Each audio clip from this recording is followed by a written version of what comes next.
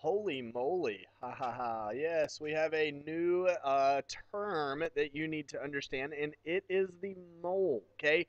Now, if you have heard of the word dozen, you automatically know what that means. Okay. If you have a dozen eggs, you know that you have 12 eggs. Okay. If you have a couple of pennies, you know that you have two pennies. Okay. If you have a baker's dozen of cookies, you know that you have 13 cookies. Okay.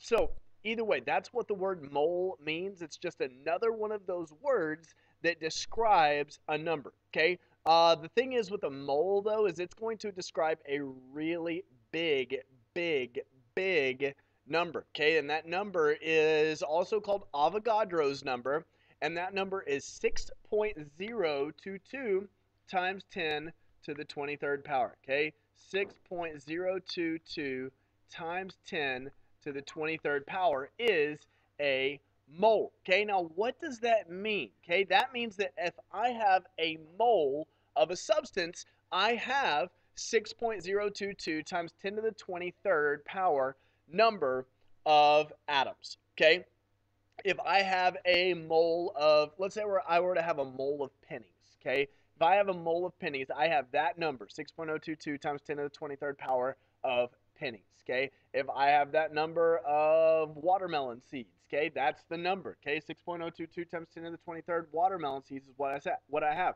But if I have a mole of copper, okay, if I just say, oh, I have a mole of copper, what that means is that I have 6.022 times 10 to the 23rd atoms of copper. Or if I have a mole of ammonium phosphate, that means that I have 6.022 times 10 to the 23rd formula units of ammonium phosphate. Okay, so now what we need to do is we need to figure out how to work with that number. Okay, what do we do to work with that number? So I'm gonna let's take a look at this problem here. It says if you have 200 grams of calcium carbonate, approximately how many moles is this? Okay, now you're about to see something very familiar that you're going to be so excited when you see it. Trust me, I'm excited too. Okay, so yeah, remember this little fella right here?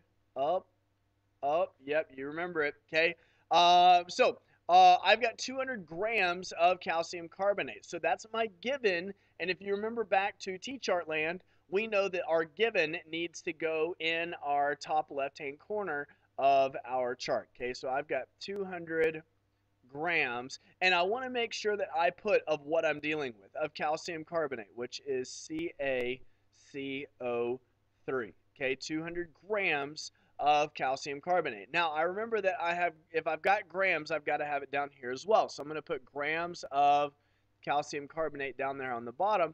And it wants to know how many moles is this, okay? How many moles do I have if I have 200 grams of calcium carbonate? So I'm going to put moles of calcium carbonate on the top. Okay, so now let's think about what our conversion is. Okay, if I have 1 mole of calcium carbonate, okay, that means that I have whatever calcium carbonate's molar mass is. Okay, you remember how earlier I said that we could say AMU or grams per mole? Okay, well, this formula here, it says calcium carbonate has a formula mass or a molar mass of 100.01 grams for every 1 mole. Okay, so here's a little hint. Okay, I want you to know this right now.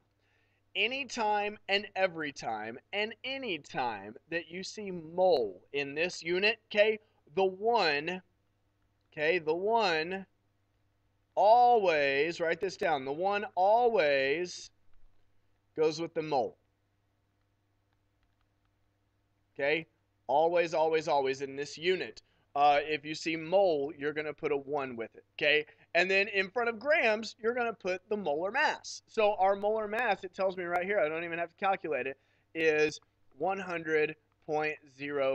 So I know that I have 100.01 grams for every 1 mole. So now we remember what to do from here. I'm going to cancel my units, okay? Cancel and cancel. And so I'm left with moles of calcium carbonate, which according to my problem is what I want to be left with.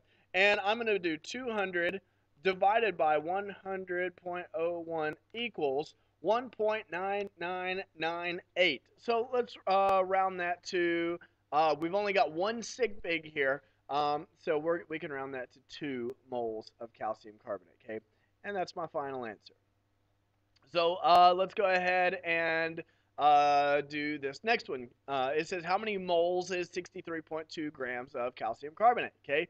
So we're going to do the same thing. We're going to start off with 63.2 grams of CaCO3, okay? And we're going to put grams of CaCO3 down here. And what are we trying to get to? We're trying to get to the number of moles of CaCO3. Where does the 1 go? Always. The 1 goes in front of moles.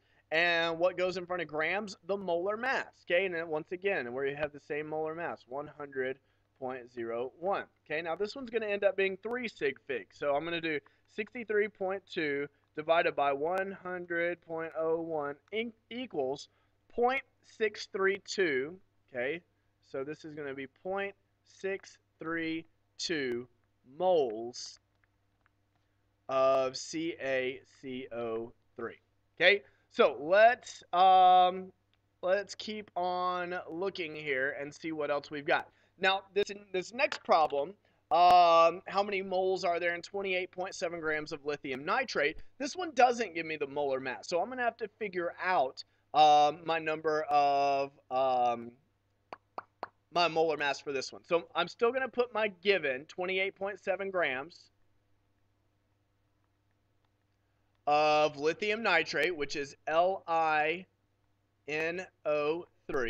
That's going to go in the top left-hand corner of my T-chart. So I'm trying to get to moles, so I'm going to put grams of lithium nitrate down here and moles of lithium nitrate up here. Okay, now I know that 1's going to go in front of the moles, and the molar mass of lithium nitrate is going to go right down here. Well, I know that lithium has an atomic mass of 6.97. Okay, this is all based on the periodic table. Nitrogen is 14.01. And oxygen is 16 times 3, which is 48. And so let's see here. That's going to be 0.98. 18, carry the 1. So 68.98 is my molar mass of lithium nitrate. So now I'm going to go to my calculator. I'm going to do 28.7 divided by 68.98, and I see that I end up with let's see here, I need 3 sig figs, 0.416 moles of lithium nitrate. Okay? Now, I can also, if I know how many grams I have, I can also go backwards, of course. So let's change color here, and we will go backwards. Okay? So I've got 100 grams of aluminum sulfate. Okay?